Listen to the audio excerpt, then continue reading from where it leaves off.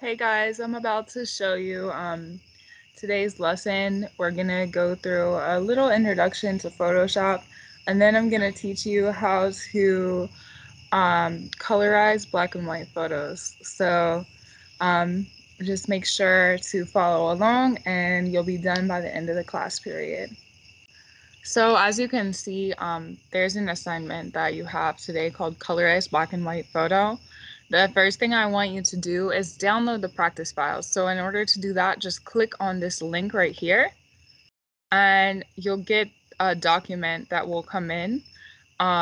It should go into your downloads folder. It's called black and white .zip. So download the file black and white photo.zip. Once it's downloaded, I want you to go into the folder where it downloaded, which should be your downloads. Double click on that, and then just take this whole folder that comes up and then just take this whole folder that comes up and copy it onto your desktop so it's easier to access. You should have a folder on your desktop that has the examples in it called black and white at this point. The next thing we're going to do is we're going to open up Photoshop. So I want you to go and search in your applications for Photoshop. It will have a blue PS logo. Go ahead and open that application. A lot of the things in Photoshop should be familiar to you from Illustrator. Go ahead and open one of your example folders. Instead of creating new, you can directly open photos into Photoshop. So again, you should have saved your black and white photos onto your desktop. So click on your desktop when it pulls up all your files, and then click on that folder called black and white. Double click, and you should see you have all these to choose from. So I'm going to start out with this lily photo. And as you can see, it opens this photo directly into my Photoshop. So while we're here, let me just give you a brief overview of the layout of Photoshop. In the middle, we have our canvas, which is basically the same as the artboard in Illustrator. We also have on the left, similar to Illustrator, our tools. Some of the tools are even the same here in Photoshop. Then on top, of course, we still have our menus, which will give us access to other scripts to run in Photoshop. This display here changes based on what tool that we are selecting. Notice that some of the panels here are the same as Illustrator. Particularly, I want to call attention to the layers panel right here. The layers panel is really huge for Photoshop, maybe even more so than in Illustrator. So you'll notice that you get actually to see what's on that layer, and automatically when you open up a photo, it will create a background layer based off of that photo that is going to be locked down. What I want you to do is just copy this for our reference so that we can actually have a duplicate in case one of them gets messed up. So this is our background copy. We're going to start to actually alter this photo by colorizing it and adding color to it. But we don't want to add the color to the original photo, because if we were to make a mistake, that photo would then be altered forever. So we're going to practice something called non-destructive photo editing, which basically means we'll make our alterations to layers that will apply to the photo instead of to the photo itself. Let me show you how that works. So first, I want you to just make a new layer down here in our layers panel, and the layer should be blank. Use this button here, create a new layer, and you'll see you get layer 1.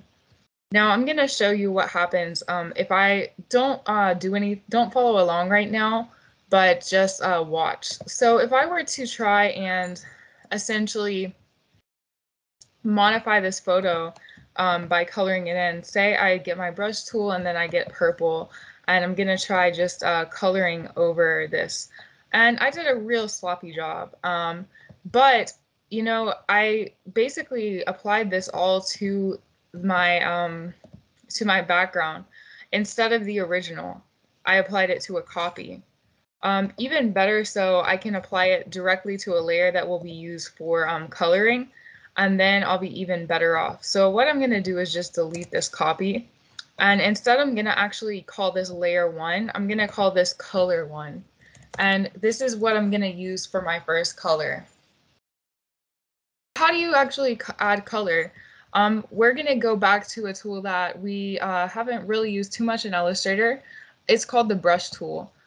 So the brush tool is basically a paintbrush that you'll use to make all types of changes to photos in Photoshop, not just to add brushes, but to show you what I mean, I'm just going to go ahead and make an example layer. So for this layer, let's just make a new layer. This is going to be called test, and double click on the layer just to change the name.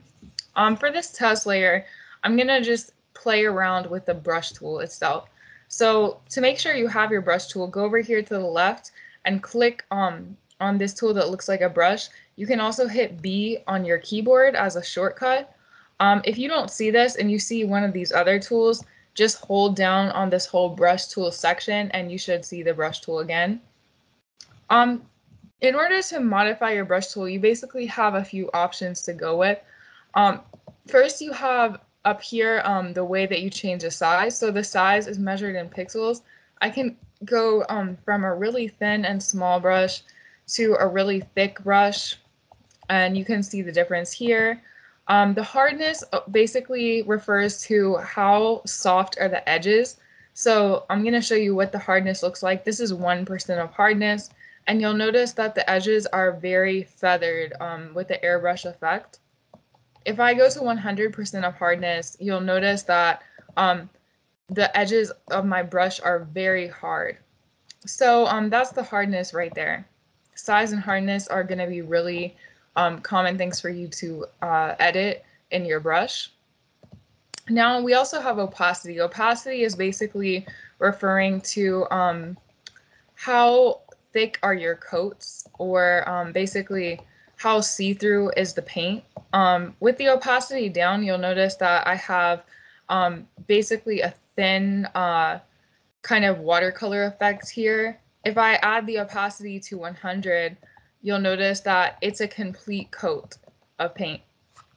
Now, also you might want to change the color, of course. So over here you have your color panel. It should automatically come up, but if it doesn't, go to your window and make sure that it is selected.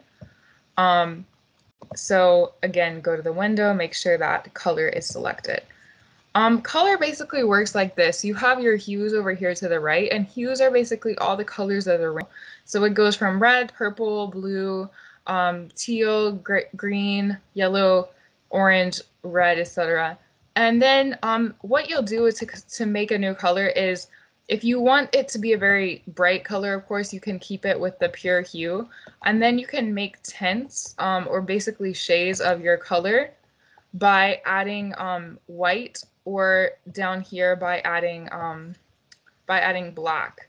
And that will basically bring you to all the colors of the rainbow if you just manipulate with the hues and then the tint and the shade of how much black is in the color, or how much white is in the color.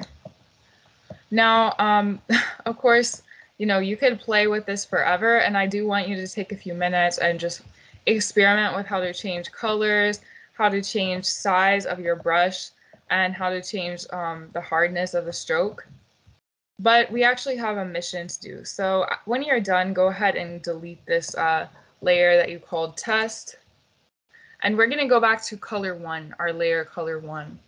So let's start out just by painting the background here. I'm going to make it a nice eggshell blue, just to go with what I would like it to be. And I can automatically start off just coloring here. I'm going to make the brush a bit bigger just so it goes a bit faster. I like to always knock out the large areas, like the corners, with a large brush. and then touch up on the details around my edges once I knock out the majority of my paint with a large brush. Remember, if I go too far over the edge, I can either Control Z to undo, I can go up to the top, edit, undo, or I can also use what's called my eraser tool, which is right here, or the shortcut E. It's like this rectangle here to the side. If I want to erase, all I have to do is use this tool, and it has the same amount of controls as your brush, so you can make the size of it larger, you can manipulate with the hardness and the opacity of your eraser as well. So remember, if you go over the edge, there's multiple ways to fix that. And again, we should be making all of these changes to a new layer that we created called Color 1 and not to our original background. Very, very important. So as I continue on with this, you'll notice that it basically blocks out all of the original photo. I'm actually going to do something that will pretty much make that make this original photo come through, even though that I'm coloring on top of it. And what I'm going to do is I'm going to change the blend mode of this layer. Every layer can have a number of different types of blend modes. And the blend mode is basically how are the pixels interacting with each other on different layers? How is the pixels of one layer interacting with the pixels of another layer? There's all different blend modes that are used really often for different things. And as you can see, they all have their own effect. I'm not going to go into what they all are doing right now, but I do want to draw to attention the color mode because that's what we're going to be using. With the color mode, basically what you'll get is you'll have the original the original dark values and light values of your photo, but all you're doing is manipulating and adding the hue, which is basically the red, green, yellow, blue. So originally this photo had no hue. So what we're doing here is we're just painting in a blue hue in these areas that we want the blue hue. And we'll be able to, again, paint over some of the other areas as well once we finish this. So once you finish with your background, and notice that it won't really add color to areas that are white. And that's because, you know, a white cannot have a color added to it. So what I'm going to do is at this point, now that I've added all the blue that I want to for the background, I'm going to actually go and basically add the flower's color. So I'm going to make yet another new layer, and I'm going to add yellow to this flower, or maybe like an orangish color. And if you notice, if I don't change the blend mode, it's just going to basically be painting right over this. But then if I make the blend mode again to color, you'll notice that I still get all the detail of the original image, but it just adds the color back into it. Again, that's called our blend mode, and you'll select your layer, make sure your layer is selected, and then go to the blend mode here. And the blend mode that we'll be using today is going to be color. So I'm just going to go in and make touches onto my flowers. Remember, you can still use the zoom tool if you want to zoom in and get into the details. And of course, zoom out you can use with the right click, or you can also hold down Alt on your keyboard to zoom out.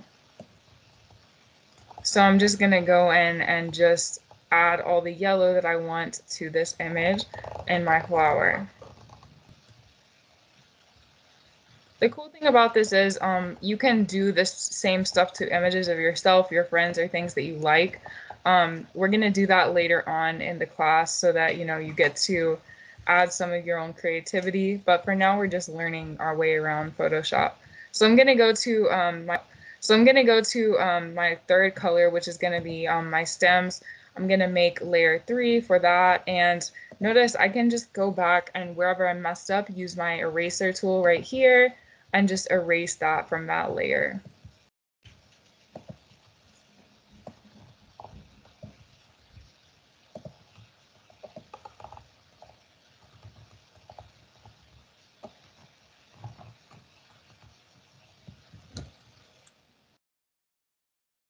So here we go with our final color.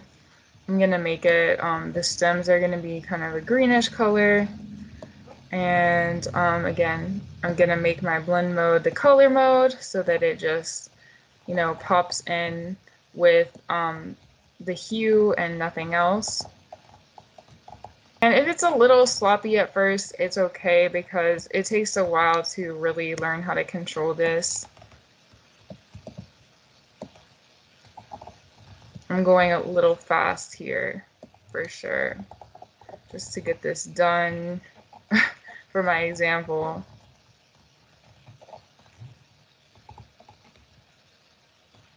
And you can be creative, you know, you don't have to use the exact colors that you would think would be in here. I'm just doing it for, you know, the example's sake.